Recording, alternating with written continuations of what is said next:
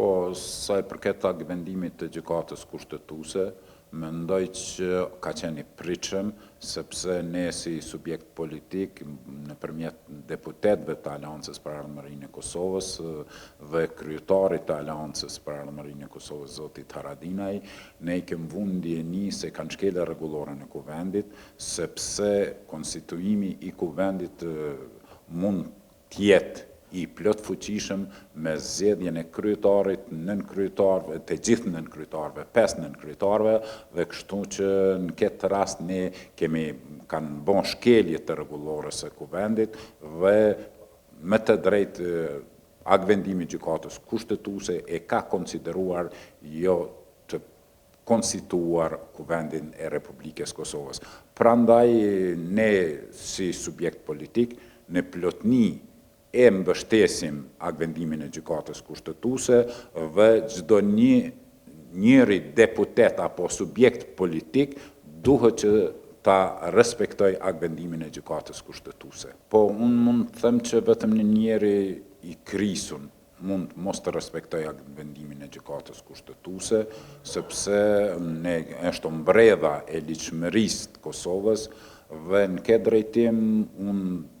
presë dhe jam i prirë të besoj që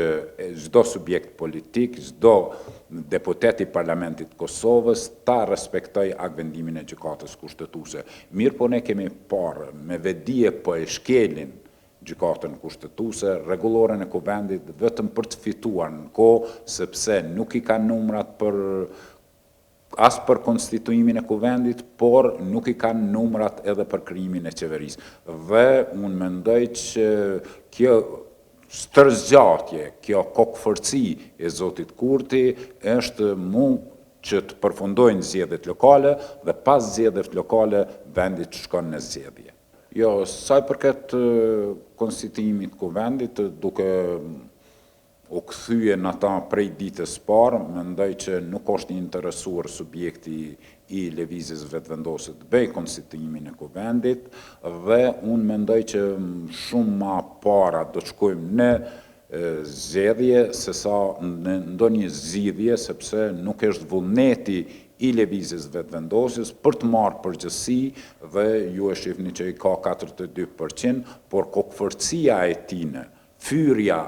e subjekteve politike që janë nga ish opozita, mendoj që na ka prunë këtë gjendje. Sikur të kish pas ndonjë vizion tjetër, apo një bashkëpunim tjetër, apo një vlerësim për ndonjë subjekt politik, sot ne kishim konstituuar kuvendin dhe qeverinë. Por ja që kemi një kryeministër që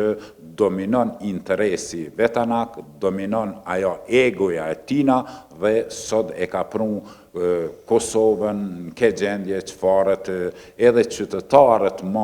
janë gërdit me veprimet në kuvend.